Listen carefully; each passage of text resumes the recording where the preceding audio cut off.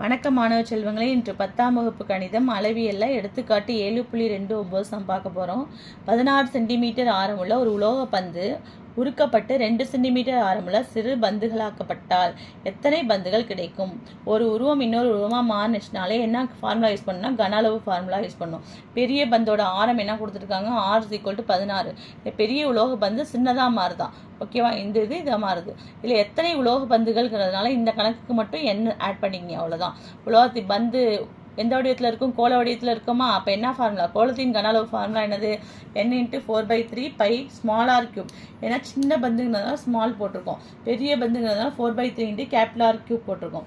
ஓகேவா? 4/3 4/3 கேன்சல் ஆயிடுச்சு, by cancel ஆயிடுச்சு, n மட்டும் தான் இருக்குது. ஸ்மால் ஆருக்கு என்ன மதிப்பு கொடுத்துருவாங்க? 2 சென்டிமீட்டர், அதனால 2³ = பெரிய R வந்து 16³. ஓகேவா? இதோட ஆரம் வந்து 16 கொடுத்துருவாங்க, அதனால் 16³.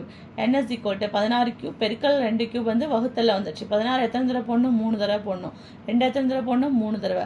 2 2 8 2 16, 2 2 8 2 16, 2 2 8 2 16, 8 × 8 × 8 8 64. 64 8ஐயும் பெருக்கினா எவ்வளோ கிடைக்கிறது? 512. எத்தனை பந்துகள் தயாரிக்கலாம்? 512 பந்துகள் தயாரிக்கலாம். Thank you students.